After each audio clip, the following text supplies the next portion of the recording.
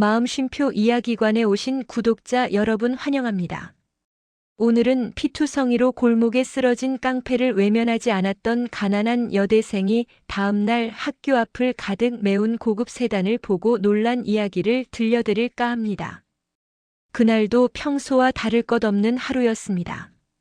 학교 수업을 마치고 저녁엔 늘 하던 편의점 알바를 했습니다. 늦은 밤까지 계산대에 서 있다 보면 다리가 퉁퉁 붓고 머릿속엔 내일 수업 어떻게 버티지라는 생각뿐이었죠. 집에 가는 길은 늘 같았습니다. 가로등이 몇 개 꺼진 오래된 주택가 골목. 사람도 거의 없고 밤이 되면 유난히 적막한 곳이었습니다. 그날도 저는 가방끈을 꼭 붙잡고 빠른 걸음으로 걷고 있었습니다. 그때였습니다. 어디선가 낮고 끊어질 듯한 신음소리가 들려왔습니다. 으헉. 처음엔 바람 소리인 줄 알았습니다. 그냥 지나치려 했습니다. 요즘 세상에 괜히 엮였다가 큰일 나는 경우도 많으니까요. 그런데 소리가 점점 또렷해졌습니다. 골목 안쪽 가로등 불빛이 닿지 않는 곳에서였습니다. 발걸음이 저절로 멈췄습니다. 심장이 이유 없이 빨리 뛰기 시작했고 등 뒤가 서늘해졌습니다. 설마. 한 발짝 또 한 발짝. 조심스럽게 다가가 고개를 내밀었을 때 저는 순간 숨이 막혔습니다. 그곳에 사람이 있었습니다. 아니, 사람이라기보다는 피에 절어 쓰러진 한 덩어리였습니다. 얼굴은 알아보기 힘들 정도로 부어 있었고 옷은 피로 흥건히 젖어 있었습니다. 주변에는 깨진 소주병 조각들이 흩어져 있었고 바닥엔 아직 마르지 않은 피가 검붉게 번져 있었습니다. 솔직히 말하면 첫 순간에 든 생각은 딱 하나였습니다. 큰일이다. 도망쳐야 한다. 누가 봐도 위험해 보였습니다. 영화나 뉴스에서나 보던 장면이 눈앞에 그대로 펼쳐진 느낌이었습니다. 게다가 그 남자의 인상은 절대 평범해 보이지 않았습니다. 거친 문신이 보였고 체격도 컸습니다. 흔히 말하는 사람들이 피하는 깡패 같은 모습이었습니다. 저는 본능적으로 뒤돌아 서려 했습니다. 그런데 그 순간 그 남자가 갑자기 몸을 움직였습니다. 아, 아가씨. 갈라진 목소리. 거의 숨소리에 가까운 말이었습니다. 그의 손이 바닥을 더듬더니 제 바지 끝을 붙잡았습니다. 한 번만 도와줘요. 그 짧은 말이 제 발을 완전히 붙잡아 버렸습니다. 솔직히 무서웠습니다. 너무 무서워서 손이 떨렸고 심장이 귀 옆에서 뛰는 것처럼 느껴졌습니다. 머릿속에 수십 가지 생각이 스쳤습니다. 혹시 연기면? 나를 끌어당기면 어쩌지? 신고했다가 보복당하면?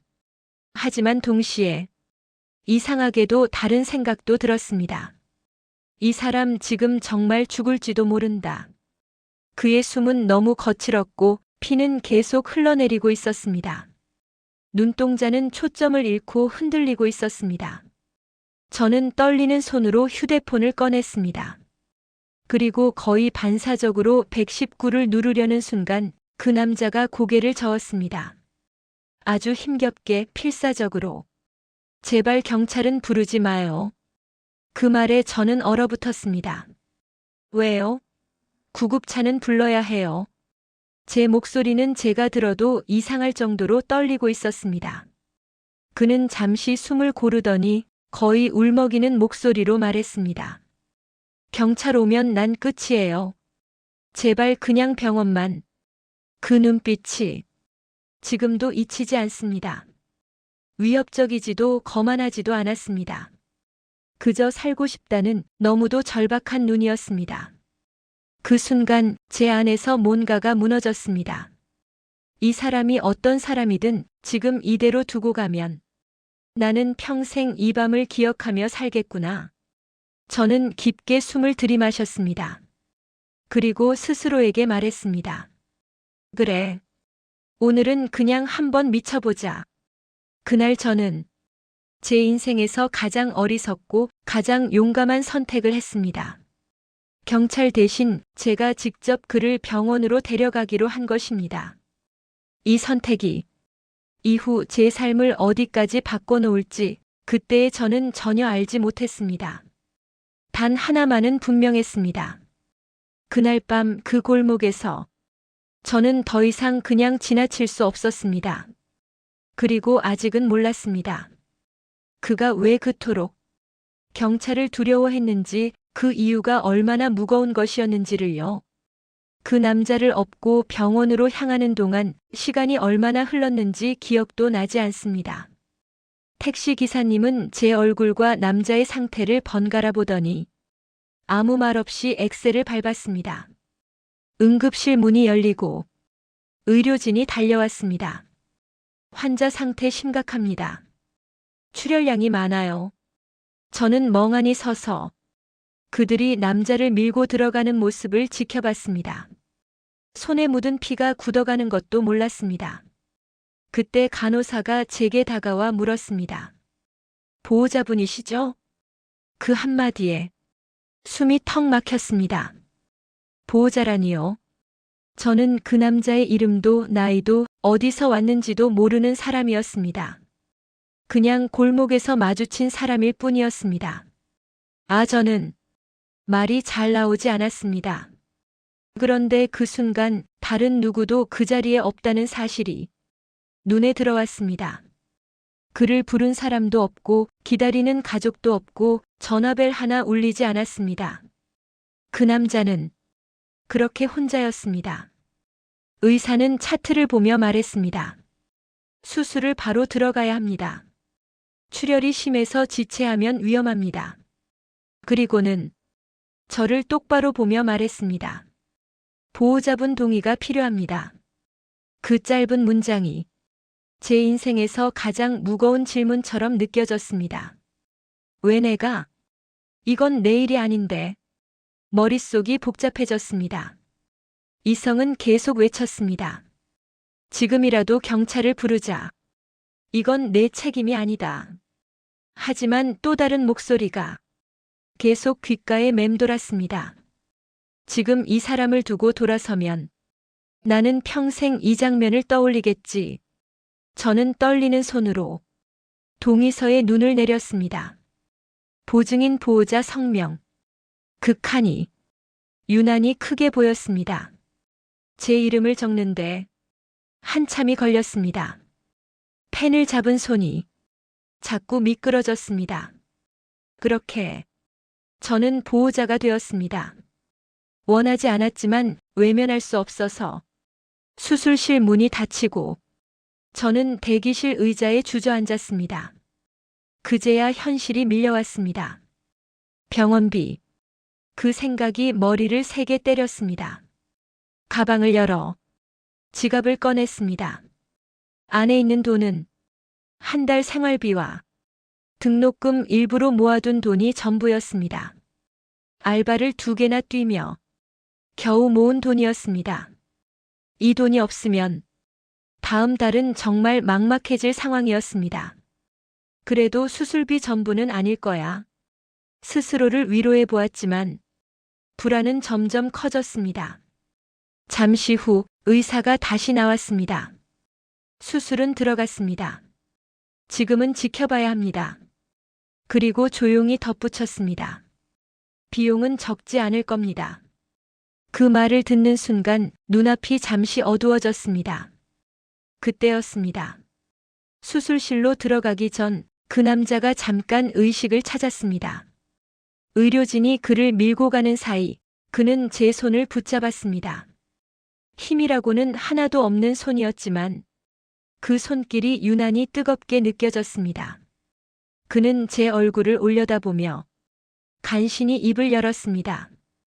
이름이 뭐예요? 저는 잠시 망설이다가 제 이름을 말했습니다. 그는 고개를 끄덕이며 입꼬리를 아주 조금 올렸습니다.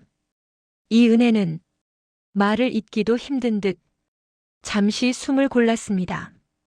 반드시 갚겠습니다. 그 말이 왜 그렇게 가슴에 박혔는지 모르겠습니다. 믿을 수 없는 약속이라는 걸 머리로는 알고 있었습니다.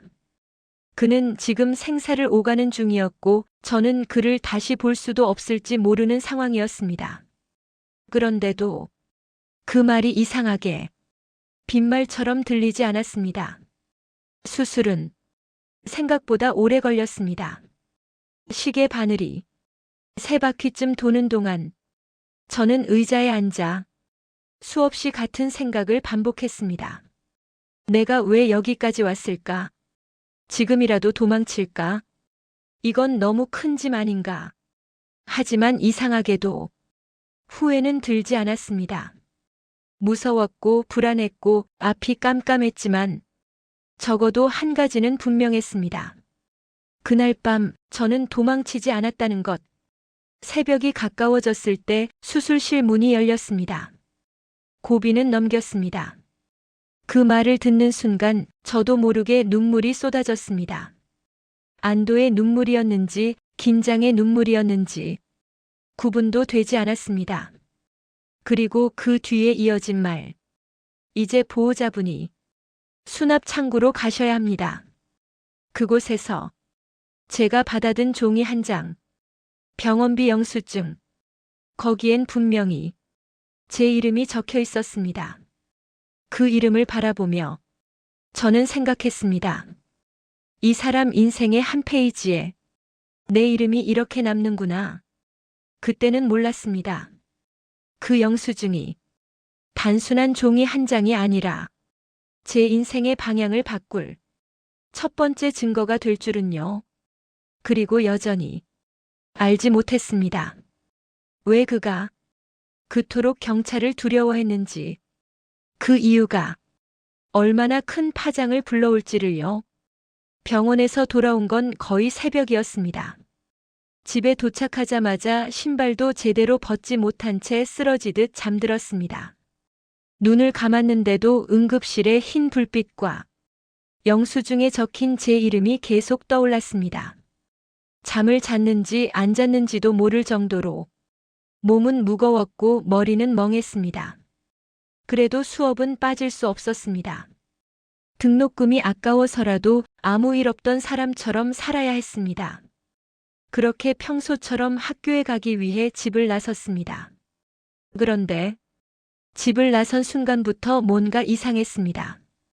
동네 입구에 낯선 검은 차 한 대가 서 있었습니다. 평소에는 볼 수 없는 번쩍이는 고급 세단이었습니다. 아침부터 웬 차지? 대수롭지 않게 넘기고 버스를 탔습니다. 버스 안에서도 이상한 느낌은 계속됐습니다. 정장 차림의 남자들이 몇 명이나 타고 있었고 다들 말없이 창밖만 보고 있었습니다. 묘하게 숨막히는 분위기였습니다. 학교 앞 정류장에서 내리는 순간 저는 걸음을 멈출 수밖에 없었습니다. 학교 정문 앞이 완전히 다른 세상이 되어 있었습니다. 검은색, 회색, 짙은 남색, 고급 세단들이 줄지어 주차돼 있었고 차 번호도 하나같이 평범하지 않았습니다. 수입차 로고가 줄줄이 눈에 들어왔습니다. 그리고 그 앞에 검은 정장 차림의 남자들이 정문을 따라 서 있었습니다. 말소리는 거의 없었고 웃음도 없었습니다. 캠퍼스는 마치 장례식장 같은 공기에 잠겨 있었습니다. 평소 같으면 아침부터 떠들썩했을 학생들도 이상함을 느꼈는지 조용히 주변을 살피며 지나가고 있었습니다. 무슨 행사야? 정치인 온 거 아냐? 재벌 회장 방문인가? 속삭이는 소리가 여기저기서 들렸습니다. 저도 그렇게 생각했습니다. 뉴스에서나 보던 장면 같았으니까요. 솔직히 말하면 이 상황이 저와 관련 있을 거라고는 꿈에도 생각하지 못했습니다. 저는 고개를 숙이고 정문을 지나가려 했습니다. 그때였습니다. 누군가 제 앞을 막아섰습니다. 검은 정장, 단정한 머리, 눈빛은 날카로웠지만 예의는 갖춘 남자였습니다. 그 뒤로 다른 남자들까지 자연스럽게 제 주변을 둘러쌌습니다. 순간 심장이 철렁 내려앉았습니다. 어제 일 때문에 경찰이 온 건가? 설마 그 남자가? 온갖 생각이 한꺼번에 몰려왔습니다. 그 남자는 잠시 저를 바라보더니 아주 낮은 목소리로 말했습니다. 실례합니다. 그리고는 뜻밖의 행동을 했습니다. 그가 제 앞에서 고개를 숙였습니다. 한 명이 아니라 옆에 있던 남자들까지 차례로 고개를 숙였습니다. 주변이 순간 완전히 조용해졌습니다. 사람들의 시선이 모두 제게 꽂혔습니다. 발끝에서부터 머리끝까지 차가운 기운이 훑고 지나갔습니다. 그 남자가 말했습니다. 어젯밤 그분을 살려주신 분이십니까? 순간 숨이 멎는 줄 알았습니다. 그분이라는 말, 어젯밤이라는 말, 머릿속에서 어제 골목의 장면이 번개처럼 스쳐 지나갔습니다. 피투성이로 쓰러져 있던 얼굴, 떨리던 손, 경찰은 부르지 말아달라던 목소리. 저는 본능적으로 한 걸음 뒤로 물러났습니다. 무슨 말씀이세요? 제 목소리는 제가 들어도 낯설 만큼 떨리고 있었습니다. 그 남자는 다시 한번 고개를 숙이며 말했습니다. 어제 새벽 병원 응급실에서 수술을 받으신 분이 은인 되시는 분이 맞으십니까? 그 순간 주변에서 숨 들이마시는 소리가 동시에 들렸습니다. 학생들, 경비 아저씨, 지나가던 교수님까지 모두 걸음을 멈추고 이 광경을 바라보고 있었습니다. 저는 아무 말도 할 수 없었습니다. 부정하고 싶었고 도망치고 싶었습니다. 하지만 이미 제 손은 떨리고 있었고 그 남자들의 시선은 확신으로 가득 차 있었습니다. 잠깐 이야기 나눌 수 있을까요? 그 말투에는 협박도 강요도 없었지만 거절할 수 없다는 분위기가 담겨 있었습니다. 그때 저 멀리서 검은 세단의 문이 열리는 것이 보였습니다. 차 안에는 어젯밤 병실에서 잠깐 눈을 마주쳤던 그 남자의 측근으로 보이는 사람이 타고 있었습니다. 그는 차에서 내리자마자 제 쪽을 향해 깊게 허리를 숙였습니다. 찾았습니다. 그 한마디에 주변 공기가 더 무거워졌습니다. 그제야 저는 깨달았습니다. 이건 단순한 감사 인사가 아니라는 것을, 이건 우연히 모인 사람들이 아니라는 것을. 어제 골목에서 피를 흘리며 쓰러져 있던 그 남자는 제가 생각했던 것보다 훨씬 더 큰 세계에 속한 사람이었다는 것을요. 제 다리는 그제야 말을 듣지 않기 시작했습니다. 가방 끈을 잡은 손에는 식은땀이 가득 찼습니다. 그리고 머릿속에 단 하나의 질문만 남았습니다. 도대체 나는 어떤 사람을 살린 걸까? 그 답은 곧 밝혀지게 됩니다. 그날 수업은 단 한 글자도 머리에 들어오지 않았습니다. 교수님의 목소리는 멀리서 울리는 소리처럼 들렸고 제 시선은 계속 창밖, 아침에 봤던 검은 세단들이 서 있던 정문 쪽으로 향했습니다. 설마 내가 잘못 본 거겠지. 아침엔 그냥 오해였을 거야. 스스로를 달래보려 했지만 손은 계속 떨렸고 노트 위에 적힌 글씨는 점점 흐트러졌습니다. 결국 점심시간이 되자 휴대폰이 울렸습니다. 모르는 번호였습니다. 잠시 망설이다가 받자 차분한 남자 목소리가 들려왔습니다. 아침에 인사드렸던 사람입니다. 병원으로 잠시 와주실 수 있을까요? 거절할 수 있는 분위기가 아니었습니다. 부탁이라는 말이었지만 이미 결정된 사실처럼 들렸습니다. 학교 앞에는 아침과 똑같은 차가 서 있었습니다. 문이 열리고 저는 아무 말도 하지 못한 채 차에 올랐습니다. 차 안은 믿을 수 없을 만큼 조용했습니다. 라디오도 음악도 없었고 오직 엔진 소리만 낮게 울렸습니다. 병원에 도착했을 때 저는 다시 한번 놀랄 수밖에 없었습니다. 어제와는 완전히 다른 풍경이었습니다. 병실 앞 복도에는 정장을 입은 사람들이 줄지어 서 있었고 누구 하나 큰 소리로 말하지 않았습니다.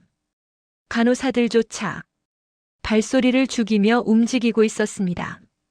마치 보이지 않는 규칙이 그 공간을 지배하고 있는 것 같았습니다. 문 앞에 선 남자가 조심스럽게 문을 열었습니다. 들어가셔도 됩니다. 문을 여는 순간 저는 숨을 멈췄습니다. 침대 위에 앉아 있는 남자는 어제 응급실에서 봤던 그 사람이 아니었습니다. 붕대를 감고 있었지만 자세는 반듯했고 눈빛은 또렷했습니다. 병실 안에는 10명이 넘는 사람들이 서 있었고 모두 그를 중심으로 움직이고 있었습니다. 제가 들어서자 병실 안의 공기가 순간 멈춘 것처럼 느껴졌습니다. 그 남자는 저를 보자마자 천천히 몸을 일으켰습니다. 의사가 말릴 새도 없이 그는 침대에서 내려와 제 앞에 섰습니다. 그리고 믿을 수 없는 행동을 했습니다. 그가 제게 고개를 숙였습니다. 아주 깊게 형식적인 인사가 아닌 진심이 담긴 인사였습니다. 병실 안에 있던 사람들이 모두 동시에 고개를 숙였습니다. 그 장면을 보는 순간 저는 그제야 깨달았습니다. 아, 이 사람 보통 사람이 아니구나. 그는 낮고 차분한 목소리로 말했습니다. 어젯밤 제 목숨을 살려주신 분입니다. 그 한마디에 제 심장이 쿵 하고 내려앉았습니다. 그는 제게 자리에 앉으라고 손짓했습니다. 그리고는 주변 사람들을 물러나게 했습니다. 잠깐만 나가 계세요. 그 말 한마디에 병실 안이 순식간에 정리됐습니다. 문이 닫히자 남은 건 저와 그 남자 그리고 숨막히는 정적뿐이었습니다. 그는 제 얼굴을 한참 바라보다가 조용히 입을 열었습니다. 제 이름은 굳이 아실 필요 없습니다. 다만 제가 어떤 사람인지는 알아두셔야 할 것 같아서요. 그는 자신을 이렇게 설명했습니다. 겉으로는 건설, 유통, 물류 회사를 운영하는 사업가, 지역 사회에 기부도 하고 이름을 대면 다들 고개를 끄덕이는 인물. 하지만 그 말 뒤에 그는 잠시 침묵했습니다. 그리고는 아주 낮은 목소리로 덧붙였습니다. 그 이면에서 정리해야 할 일들도 제가 맡고 있습니다. 그제야 모든 퍼즐이 맞춰졌습니다. 아침에 보았던 검은 차들, 고개를 숙이던 남자들, 병실을 가득 메운 침묵. 그는 지역에서 이름만 대면 아무도 함부로 건드리지 못하는 사람. 법의 경계에서 혹은 그 너머에서 질서를 유지하는 위치에 있는 인물이었습니다. 그리고 어젯밤 그가 골목에서 피투성이가 된 이유. 배신이었습니다. 그는 담담하게 말했지만 그 한 단어에는 수많은 의미가 담겨 있었습니다. 믿었던 사람이 제 등을 찔렀습니다. 제가 경찰을 부를 수 없었던 이유도 그 때문입니다. 그 말에 어제 그의 눈빛이 떠올랐습니다. 살고 싶다는 눈빛이 아니라 모든 걸 잃은 사람의 눈빛. 그는 잠시 창밖을 보다가 다시 제게 시선을 돌렸습니다. 그날 밤 아가씨가 저를 외면했다면 저는 지금 여기 없었을 겁니다. 그 말이 제 가슴을 세게 쳤습니다. 저는 이제야 이해했습니다. 그가 왜 그토록 절박했는지, 왜 경찰이라는 단어에 몸서리쳤는지. 그날 밤 그를 쓰러뜨린 건 주먹이 아니라 믿음의 붕괴였다는 것을요. 그는 마지막으로 이렇게 말했습니다. 배신자는 아직 끝나지 않았습니다. 그리고 아가씨를 살린 건 제 인생에서 가장 큰 빚이 됐습니다. 그 순간 저는 알 수 없는 불안에 가슴이 조여왔습니다. 이 일이 단순한 감사로 끝나지 않으리라는 것, 그리고 그를 이렇게 만든 배신자가 곧 모습을 드러내게 되리라는 것을요. 병실을 나서자마자 다리가 풀려 잠시 벽에 기대야 했습니다. 머릿속이 복잡했습니다. 제가 살린 사람이 이렇게까지 큰 존재일 줄은 정말 상상도 못했기 때문입니다. 잠깐만요. 뒤에서 누군가 저를 불렀습니다. 아침에 학교 앞에서 고개를 숙였던 그 남자였습니다. 아까보다 훨씬 부드러운 표정이었지만 눈빛만큼은 여전히 날카로웠습니다. 그는 병원 내 카페 쪽을 가리켰습니다. 잠시 이야기 나누실 수 있을까요? 거절할 이유도 거절할 용기도 없었습니다. 저는 말없이 고개를 끄덕였습니다. 카페 구석자리. 주변엔 사람이 거의 없었고 그마저도 일정 거리를 두고 앉아 있었습니다. 마치 이 공간 자체가 보이지 않는 선으로 분리된 느낌이었습니다. 남자는 제 앞에 앉자마자 서류 봉투 하나를 테이블 위에 올려놓았습니다. 아무 설명도 없이 그냥 조용히 두툼한 봉투였습니다. 종이의 두께만 봐도 그 안에 무엇이 들어있는지 짐작할 수 있었습니다. 회장님 뜻입니다. 그는 그렇게 말했습니다. 회장님, 그제야 저는 병실에 있던 그 남자를 이 사람들은 그렇게 부르고 있다는 걸 알게 됐습니다. 어제 일로 인해 아가씨가 겪으셨을 불편과 손해, 그리고 앞으로의 삶까지 고려한 금액입니다. 그는 봉투를 제 쪽으로 살짝 밀었습니다. 확인해 보셔도 됩니다. 저는 봉투에 손도 대지 못했습니다. 괜히 열었다가 다시 닫을 수 없을 것 같았습니다. 등록금. 그가 말을 이었습니다. 지금 다니시는 학교 졸업할 때까지 전액 가능합니다. 심장이 한번 크게 뛰었습니다. 생활비. 원하신다면 가족분들 거처 문제까지도 저희가 책임질 수 있습니다. 그는 마치 날씨 이야기하듯 담담하게 말했습니다. 하지만 제 귀에는 천둥처럼 울렸습니다. 사실, 솔직히 말하면 그 순간 흔들리지 않았다면 거짓말일 겁니다.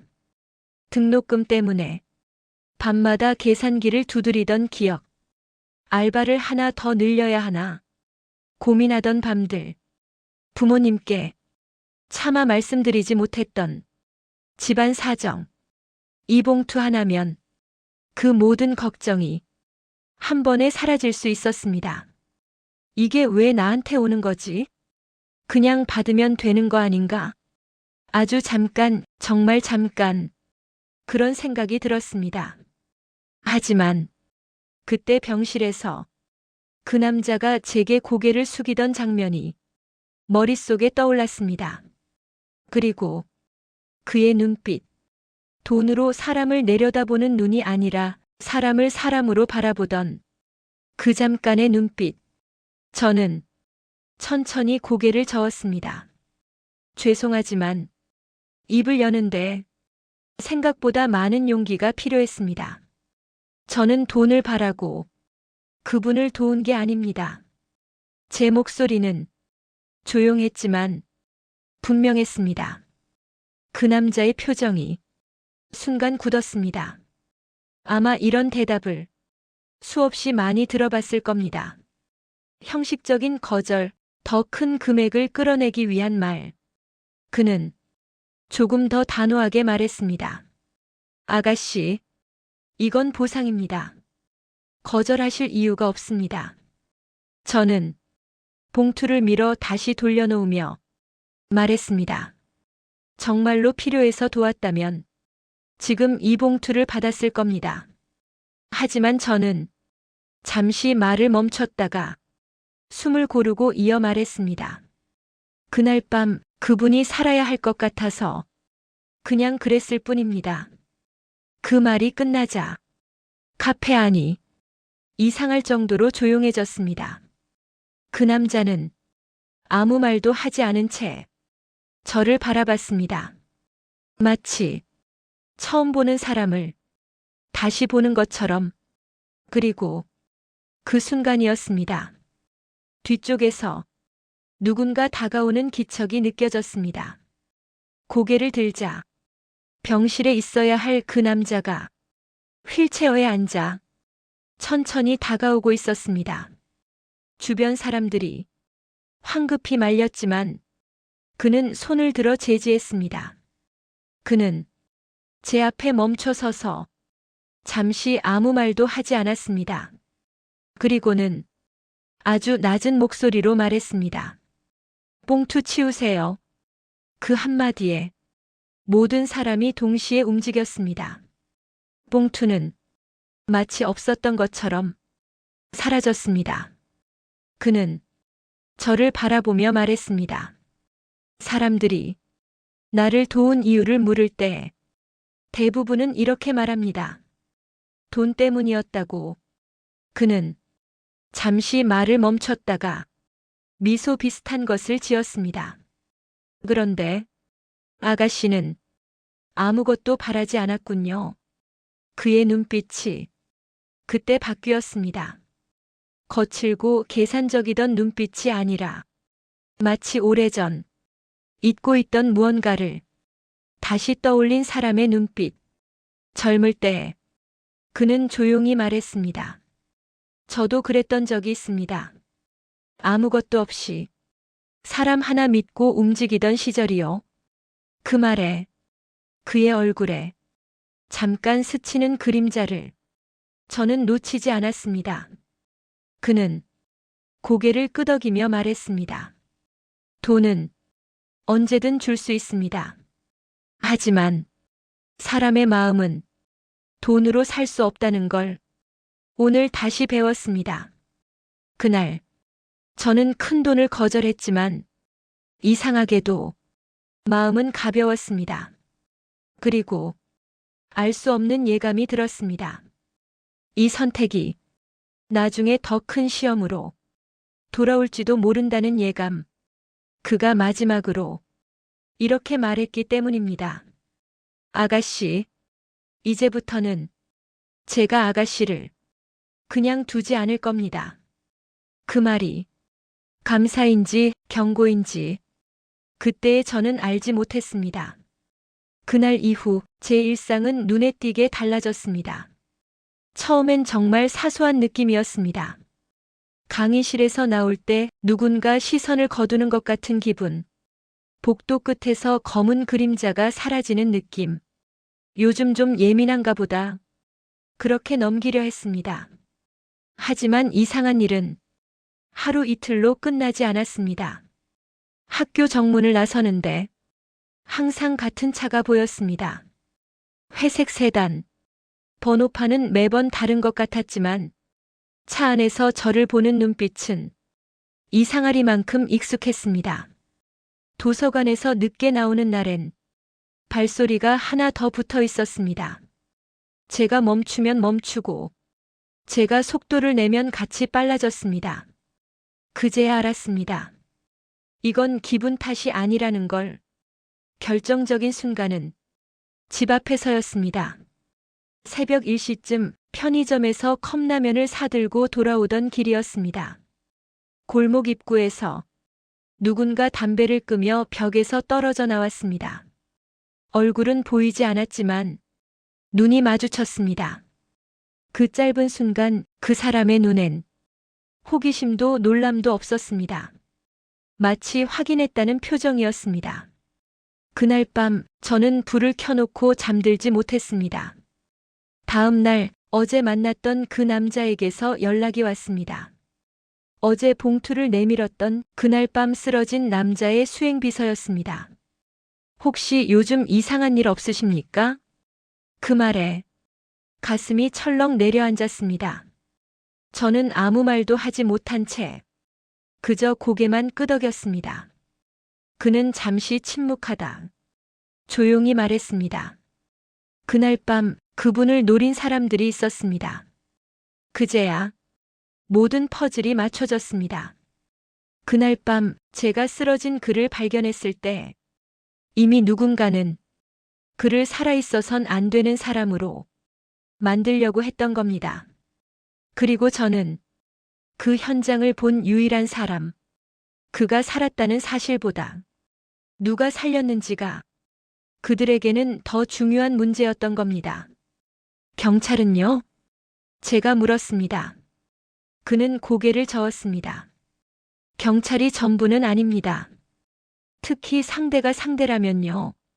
그 말은 믿을 사람은 우리뿐이라는 뜻이었고 동시에 당신은 이미 안전하지 않다는 선언이었습니다.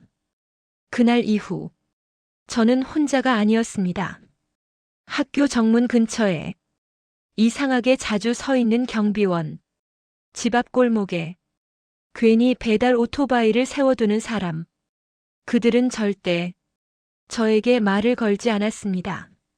하지만 저는 느낄 수 있었습니다. 지켜보고 있다는 걸, 그리고 동시에 노려보고 있다는 시선도 사라지지 않았다는 걸. 그때 처음으로 이런 생각이 들었습니다. 내가 괜히 나섰나? 그날 밤 그를 그냥 지나쳤다면 지금쯤 이렇게 심장이 쪼그라들 일도 없었을까? 선행이 누군가를 살리는 게 아니라 내 삶을 위협할 수도 있다는 사실을 그때 처음 알았습니다.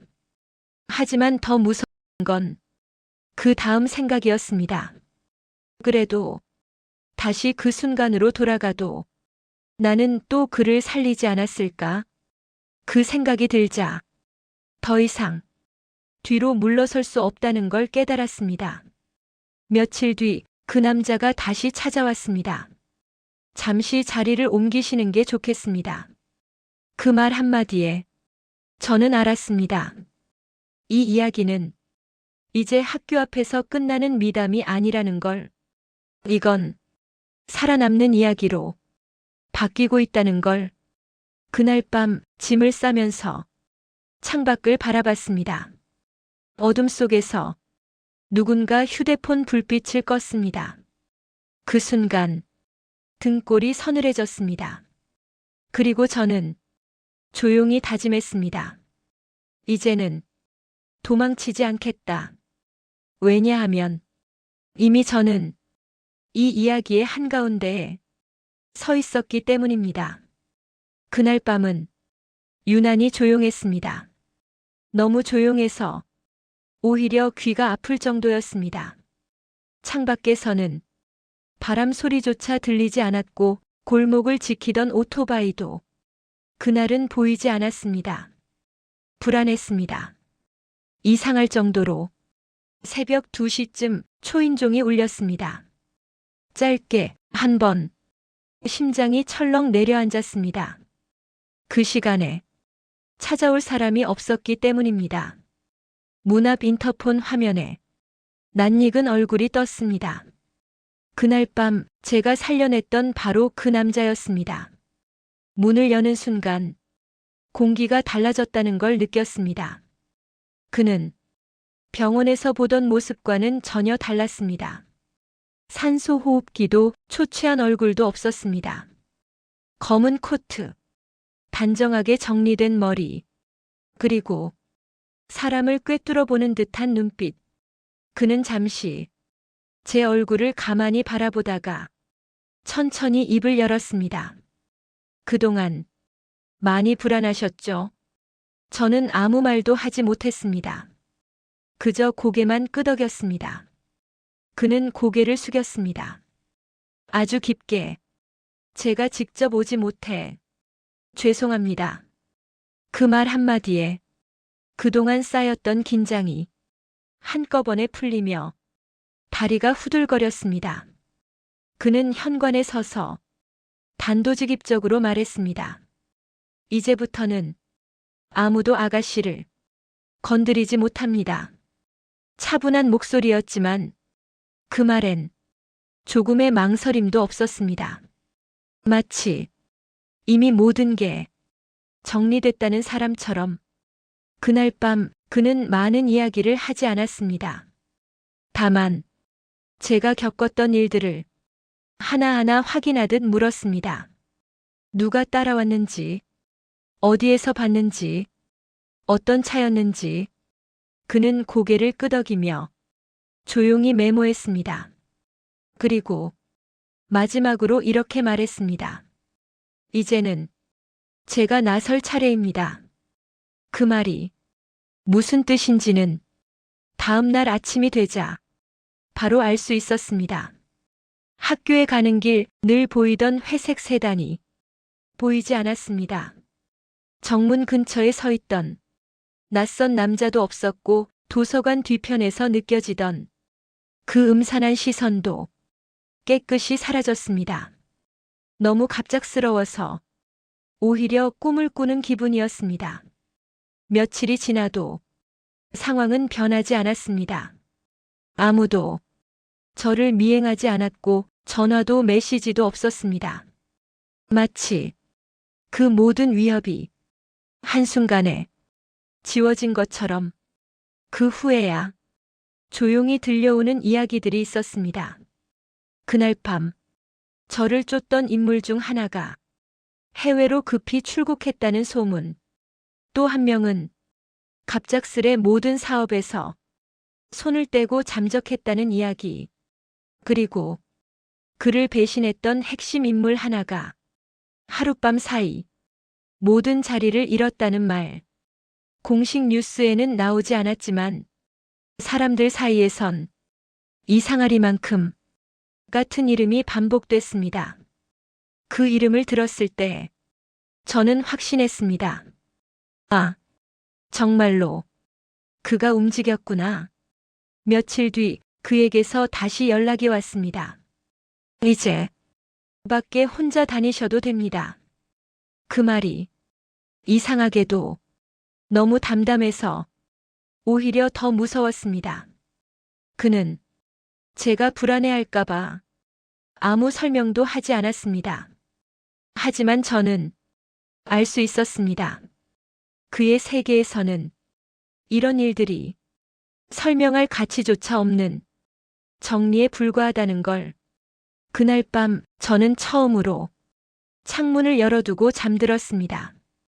어둠 속을 바라보며 이런 생각이 들었습니다. 이제는 쫓기는 쪽이 바뀌었구나. 며칠 후 그를 다시 만났을 때 저는 조심스럽게 물었습니다. 왜 저를 이렇게까지 지켜주시는 거예요? 그는 잠시 말이 없었습니다.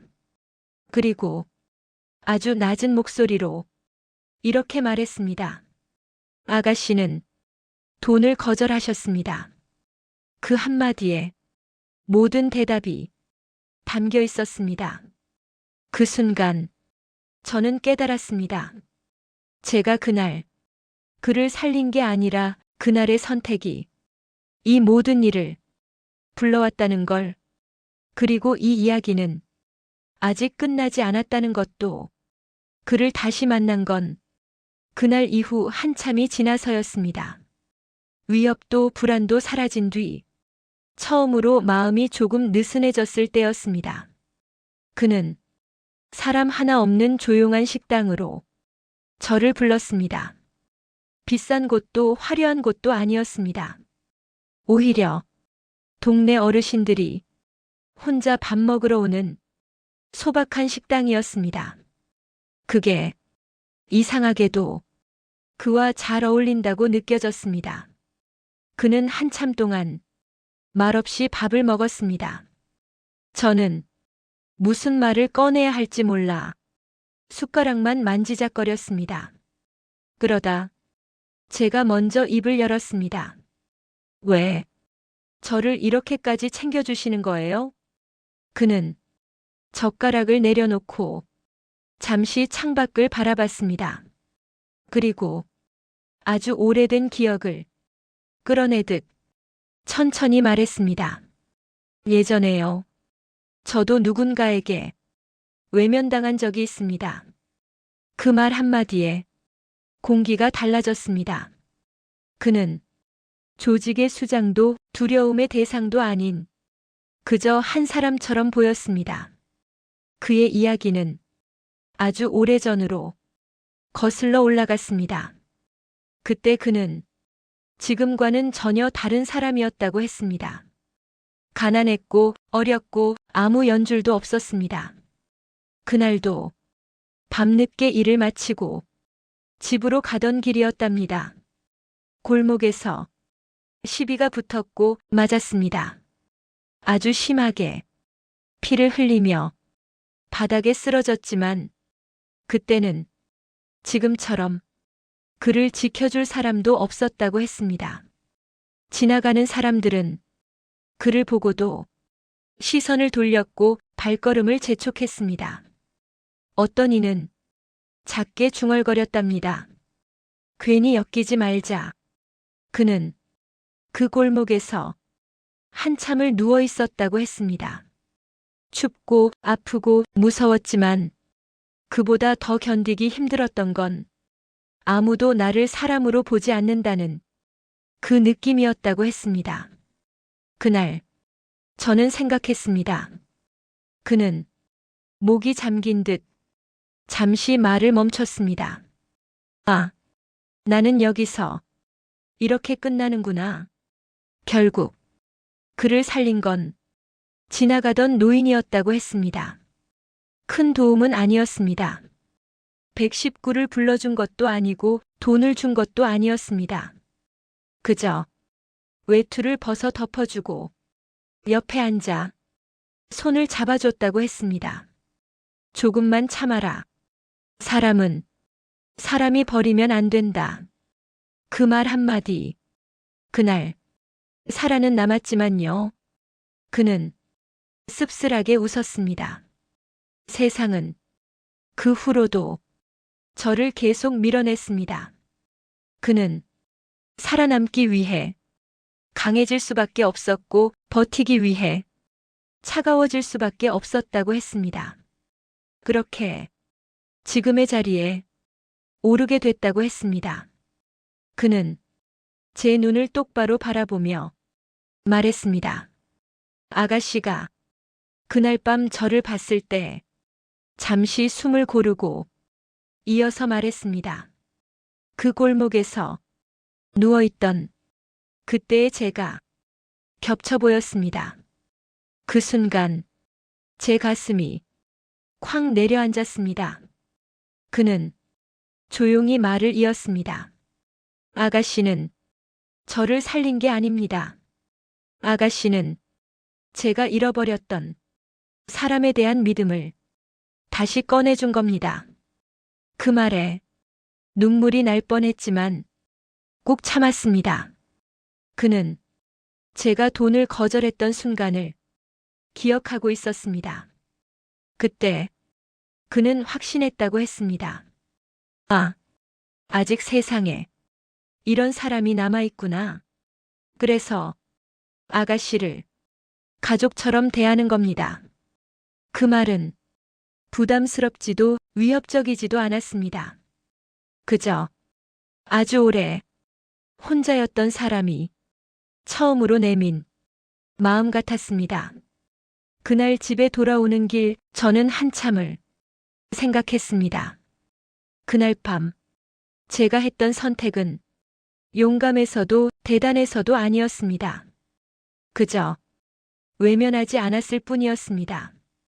그런데 그 선택 하나가 한 사람의 인생을 그리고 제 인생까지 이렇게 바꿔놓을 줄은 꿈에도 몰랐습니다.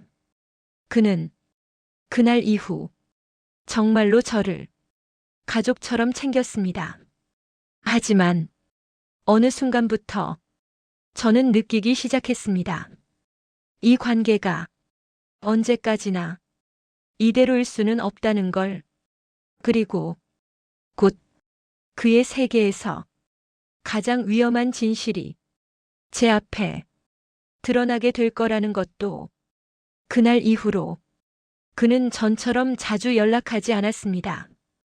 안부를 묻는 전화도 없었고 식사 제안도 없었습니다.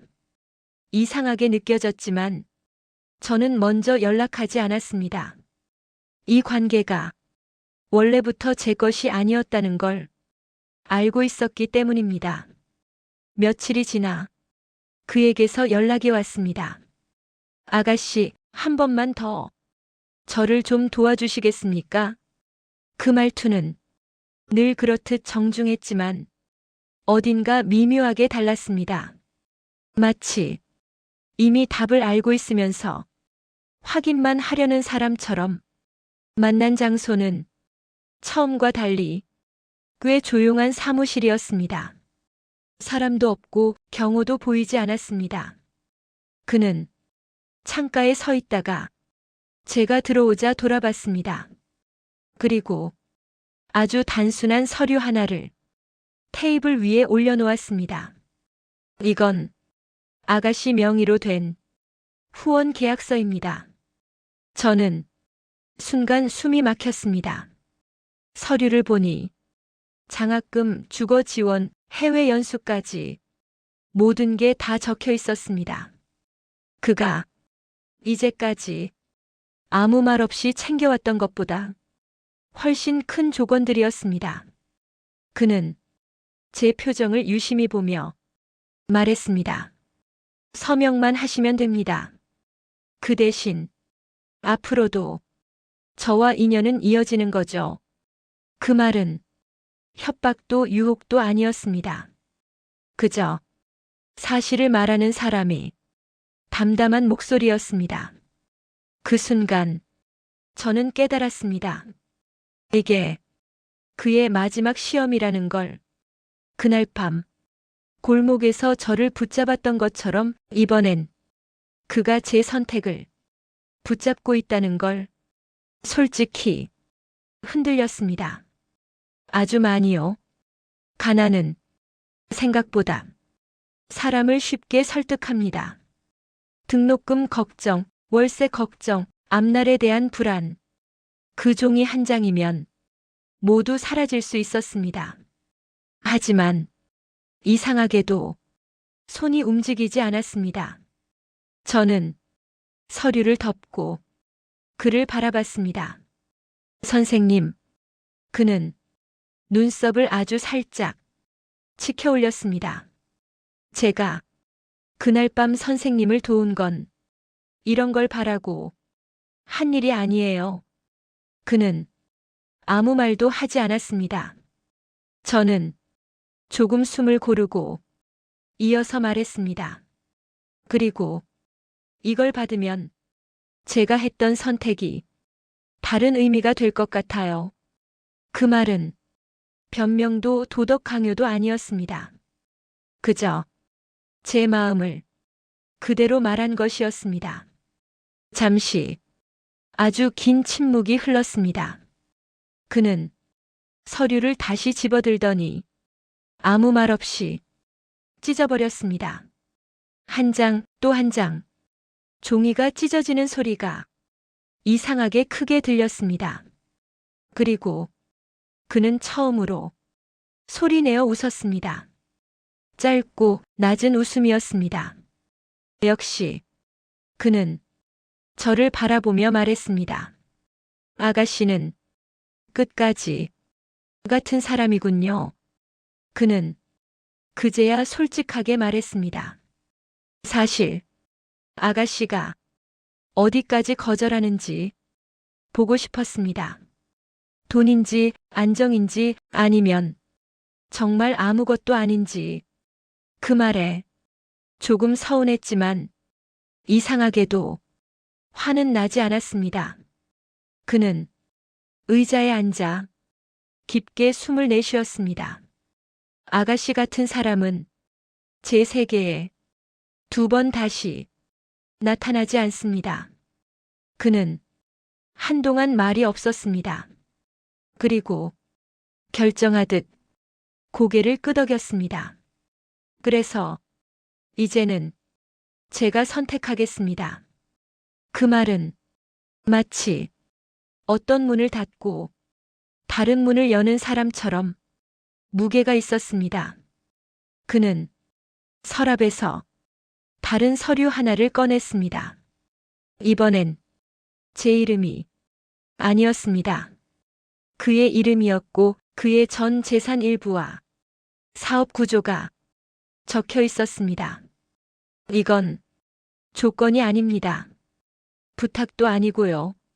그는 저를 똑바로 보며 이렇게 말했습니다. 이건 제가 제 인생에서 처음으로 사람을 기준으로 내리는 결정입니다. 그 말에 저는 이상하게도 등골이 서늘해졌습니다. 이 선택이 제 인생을 완전히 바꿀 거라는 예감이 들었기 때문입니다. 그날 집에 돌아와 잠을 이루지 못했습니다. 창밖을 보며 생각했습니다. 선행은 항상 보상을 부르지 않는다. 하지만 사람의 마음을 움직일 수는 있다. 그리고 그 마음이 얼마나 큰 파도를 일으킬 수 있는지도. 다음 날 아침 그에게서 짧은 메시지가 왔습니다. 아가씨, 이제 정말 마지막입니다.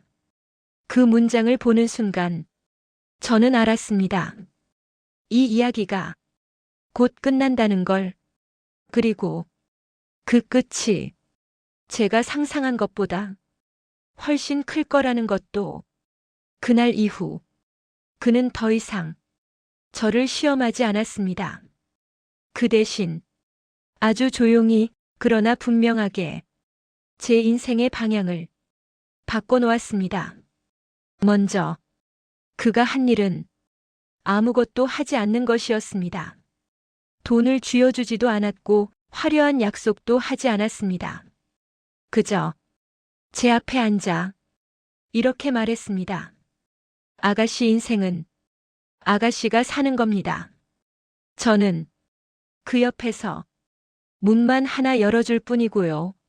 며칠 뒤 학교에서 연락이 왔습니다. 교수님 한 분이 저를 따로 부르셨습니다.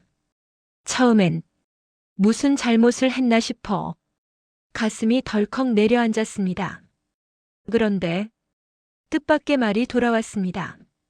이번에 연구 조교 자리가 하나 생겼어요. 추천이 들어왔습니다. 추천인 이름을 듣는 순간 저는 그가 떠올랐습니다. 그는 한 번도 자기 이름을 앞세우지 않았습니다.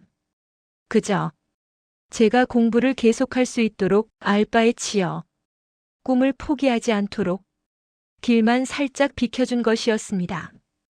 그 후로도 비슷한 일들이 조용히 이어졌습니다.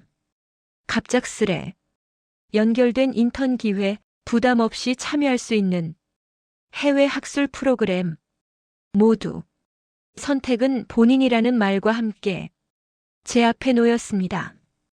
그는 결코 대신 결정하지 않았고 대가를 요구하지도 않았습니다. 그리고 가장 놀라웠던 건 제 가족에 관한 일이었습니다. 어느 날 어머니에게서 전화가 왔습니다. 이상하다. 집주인이 갑자기 계약을 연장해 준다네. 보증금도 올리지 않고 조건도 그대로.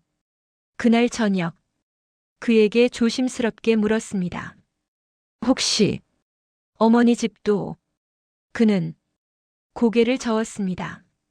지켜야 할 건 집이 아니라 아가씨의 일상이니까요. 그 말에 괜히 눈물이 났습니다. 그는 우리 가족 앞에 한 번도 나타나지 않았고 자신을 드러내지도 않았습니다. 그저 아무 일도 없게 만드는 일을 하고 있었을 뿐이었습니다. 시간이 흘렀습니다. 저는 졸업을 했고 제가 선택한 길로 천천히 걸어가고 있습니다. 여전히 대단히 부유하지도 화려하지도 않습니다. 아침엔 지하철을 타고 퇴근 후엔 피곤에 절어 집에 돌아옵니다. 겉으로 보면 아무것도 달라진 게 없습니다. 하지만 저는 압니다. 그날 이후 제 인생의 중심이 완전히 달라졌다는 걸. 예전엔 세상이 무섭고 사람이 믿기 어려웠습니다. 지금은 적어도 한 가지는 확신합니다. 사람은 끝까지 사람으로 남을 수 있다. 그와의 인연은 지금도 이어지고 있습니다. 하지만 가끔 안부를 묻는 정도입니다.